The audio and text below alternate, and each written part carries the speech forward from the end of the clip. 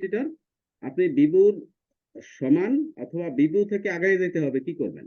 আপনি আমাকে একটা ডিজিটাল মার্কেটিং স্ট্র্যাটেজি বা এসইও স্ট্র্যাটেজি ডেভেলপ করে দেন। কিভাবে করবেন? আপনি তো ডিজিটাল মার্কেটার হচ্ছেন, এই ট্রেনিং এর পরে আপনি কি হবেন?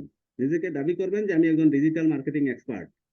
তো এক্সপার্ট হতে হলে তো আপনাকে জানতে হবে যে আপনার যারা কম্পিটিটর, যে কোনো কোম্পানি আপনাকে বলতে পারে যে সাকিব তুমি তো ইয়ে করো, এই যে আমার প্রোডাক্ট হচ্ছে মোবাইল ফোন, আমি বিক্রি করি এই মোবাইল ফোনের এই মডেলটাতে আমি যেন মার্কেট সেরা হই, গুগলে সার্চ করলেই যেন মানুষকে আমার ওয়েবসাইটটা দেখায়।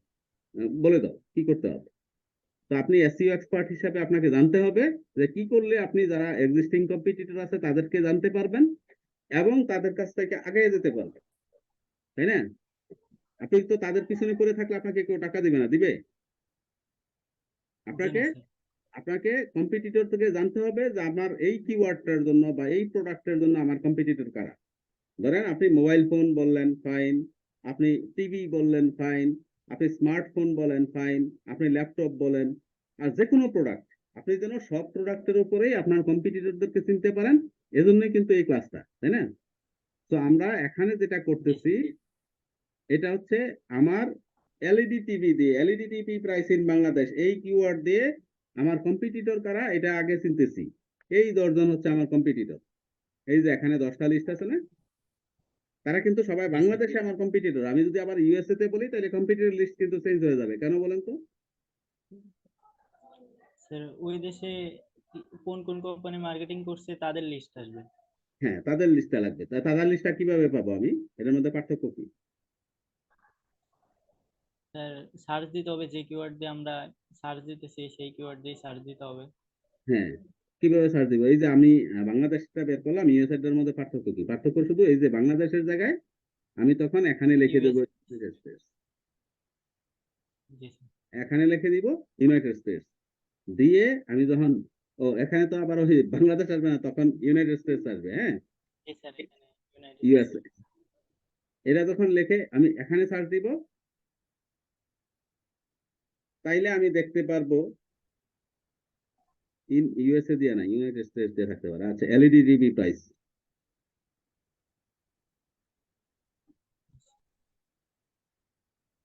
এই দেখেন। এখানে আমি যখন ওই ইয়াটা দিব তখন দেখতেছি বাংলাদেশে ছিল মাত্র 17, তাই না?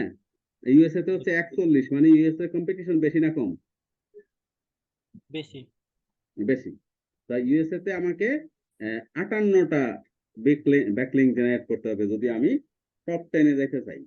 1 থেকে 10-এর মধ্যে, মানে এই লিস্টে যদি আমি ঢুকতে চাই, এই যে এই লিস্টে যদি ঢুকতে চাই তাহলে আমাকে 58টা ব্যাকলিং জেনারেট করতে পারবে। মানে এলইডি টিভি ইউএসএ তে এলইডি প্রাইস এই কিওয়ার্ডটা ইউএসএ তে আরো বেশি কম্পিটিটিভ, আরো বেশি কম্পিটিশন করতে হবে, তাই না? জি তো স্যার। আমি পৃথিবীর যে কোনো দেশে আমার প্রোডাক্টের কারা কম্পিটিটর এটা কি বের করতে পারবো? জি স্যার। আপনি কি বুঝতে পারছেন? এই জায়গাটার প্র্যাকটিক্যাল ব্যবহারটা বুঝতে পারছেন তো? জি স্যার, এখন বুঝতে পারছি স্যার। কাল স্যার লিস্টও করছিলাম আমি, কিন্তু স্যার মানে বুঝতে পারতেছিলাম না যে কি এই লিস্টও হ্যাঁ, লাগবে না অন্য কিছু। হ্যাঁ, আমি এই আমি কারণে বুঝতে স্যার দিতে আমি পারি। বুঝতে পারছি। আমি তো ট্রেইনার, আমি প্রশিক্ষক, আমি আপনার হোমওয়ার্কটা দেখেই বুঝতে পারছি। কিন্তু আপনি আহ, এখনো শিখতেছেন। আপনাকে যদি আমি বলে দেই এটা কিছুই হয় নাই, কি করছেন, তাইলে আপনি উৎসাহ হারিয়ে ফেলাবেন। বরং আপনি যেটুকু বোঝেন নাই আমি বুঝতে পারছি, এজন্য ওইটুকু আবার রিপিট করতেছি আজকে। কেমন? তো জি স্যার। আপনার এখানে আমরা এই যে লিস্ট, এই 1 থেকে 10টা লিস্ট পেলাম, এই 10টা হচ্ছে আমার কম্পিটিটর। এইটা হচ্ছে কম্পিটিটর বের করার পদ্ধতি, ঠিক আছে? এবার চলেন এই জি স্যার। কম্পিটিটররা কে কোথায় ব্যাকলিং জেনারেট করছে, কার কোথায়, মানে কার পাওয়ার কতটুকু, এটা তো একটু জানতে হবে, তাই না? এটা আমরা কপি করে নিই। জি স্যার। এটা আমরা কপি করে কোথায় নিব? এক্সেল শিটের মধ্যে রাখি। আপনি যেখানে হোমওয়ার্ক করছেন ওইরকম একটা এক্সেল শিট নিয়ে আসি আমরা। এই এক্সেল শিটের মধ্যে এসে আমরা এটা পেস্ট করে দিই। এখানে এক্সেল শিটে আমরা কি করব? অল বর্ডার করে নিব আর র্যাপ টেক্সট করে নিব। আর যেটা করব, আমার এই যে এটা বাড়াই নিলাম। আর এই যে এখানে যেগুলার ইয়ে আছে, লিঙ্ক গুলা আমরা রিমুভ করে নিব, হাইপার লিঙ্ক গুলাকে রিমুভ করে নিব যেন পরবর্তীতে ধরতে পারি। এখন ধরতে গেলে সে আমাকে ওই পেজে নিয়ে যাবে, তাই না? বাট আমি যদি হাইপারলিঙ্ক গুলা জি স্যার। রিমুভ করে নেই তাইলে আমাকে ওই পেজে নিবে। আরেকটা কাজ করব, আমার যেগুলা ডোমেইন রেটিং কম ওইগুলা বাছাই করবো, বাট এখানে না, এখানে তারা সবাই আমার কম্পিটিটর। কেমন? এবার আসেন, জি স্যার। এই কম্পিটিটরের মধ্যে নাম্বার ওয়ান কে আছে বলেন তো?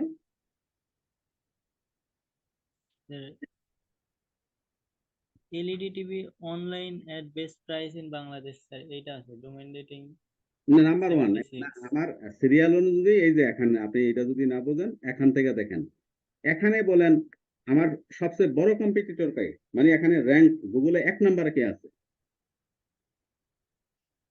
Sir television price in Bangladesh.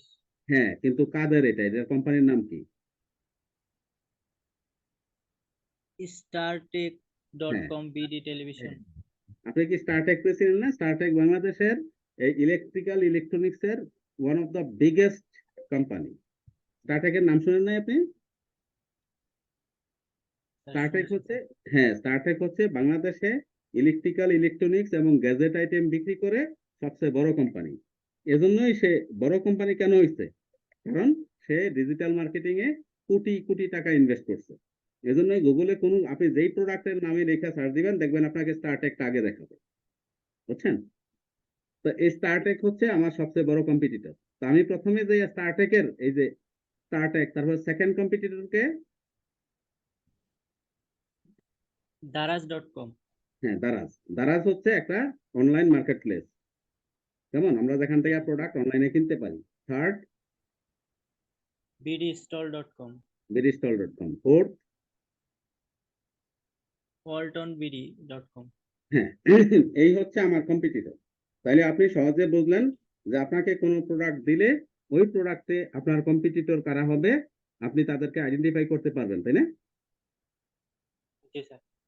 Fine, এবার চলেন কম্পিটিটরকে তো আমার অ্যানালাইসিস করতে হবে। আমার এসইওর এই অংশটার নাম কি? কম্পিটিটর অ্যানালাইসিস, তাই না?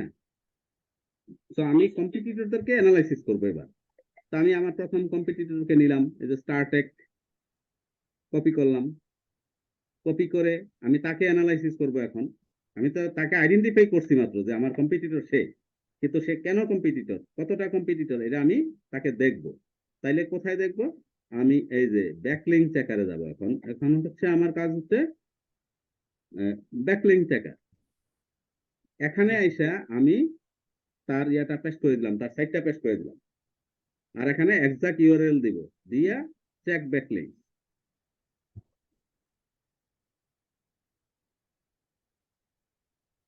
এইবার দেখেন আপনি সে কেন এত বেশি পাওয়ার তার, তাকে গুগল সবার আগে দেখায় বলেন। Sir, sir domain rating 70, backlink generate করছে 260, 16, লিঙ্কিং ওয়েবসাইট 47। হ্যাঁ, এখন হচ্ছে সে বাংলাদেশের সবচাইতে বেশি আগে, কারণ তার ডোমেন রেটিং খুবই ভালো, ডিআর 70 বা 70। জি সে 216টা ব্যাকলিং জেনারেট করেছে, তার মধ্যে 54% হচ্ছে ডো ফলো ব্যাকলিং, যেটাতে লিঙ্ক শেয়ার করে। কেমন? দুইশো জি স্যার। ষোলোটার মধ্যে 54% হইলে ধরেন প্রায় 130টা তার হচ্ছে ডো ফলো ব্যাকলিং। আর সে মোট 47টা সাইট থেকে 68% ডো ফলো নিয়ে আসছে। এজন্যই তার পাওয়ার এত বেশি, তাই না? তো এখন জি আমরা স্যার। দেখব যে তার পাওয়ার হওয়ার কারণের পিছনে কারা কারা আছে। এই যে এই লিস্টটা হচ্ছে, এই লিস্টটা কি দেখতে পাচ্ছেন আপনি? জি স্যার। এই লিস্টটা হচ্ছে তার পাওয়ারের মূল কারণ। কারণ আমি এই লিস্টটাতে কপি করে নিব। আমি যখন তার সাথে কম্পিটিশন করব আমাকে তো জানতে হবে যে সে তার মানে তার যে ক্ষমতা, ক্ষমতার উৎস কোথায়, তাই না? তার ক্ষমতার উৎস জি হচ্ছে স্যার। এইগুলা, এই ব্যাকলিং গুলা। তো আমরা তার ক্ষমতার উৎসে আঘাত করতে হবে।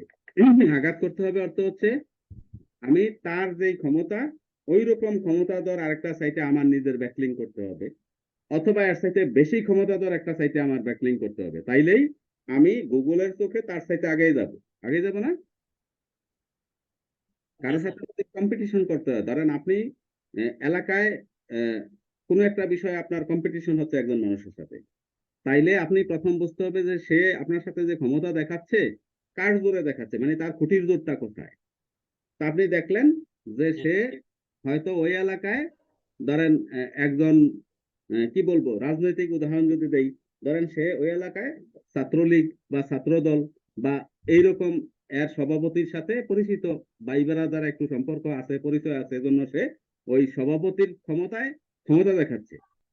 কারণ আপনি যদি তাকে টক্কর দিতে হয়, আপনি কি করতে হবে?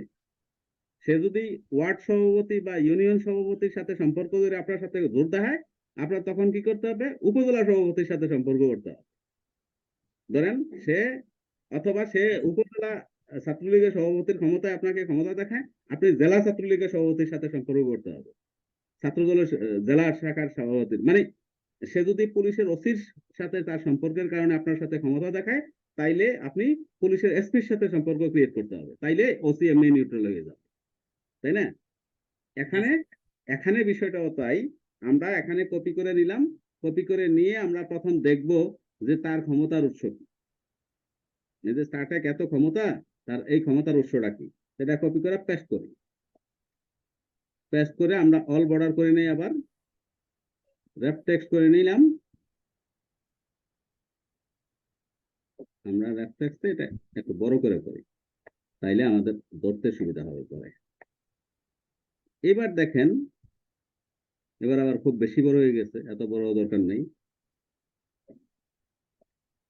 আমরা মোটামুটি একটু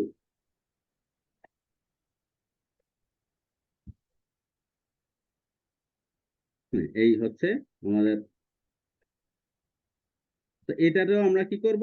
ওই যে রিমুভ হাইপারলিঙ্ক গুলা রিমুভ করে নিব। এবার আমরা দেখি তার ক্ষমতার উৎস কি।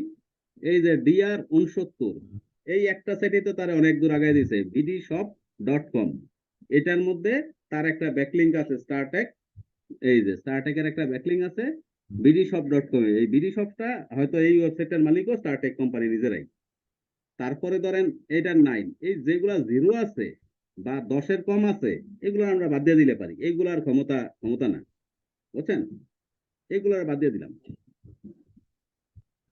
10-এর কম যেগুলো আছে বা এগুলার বাদ দিতে, এগুলার ক্ষমতা দিয়ে আসলে কিছু হবে না। 10 থেকে বেশি আছে এমন গুলাকে আমরা আইডেন্টিফাই করব।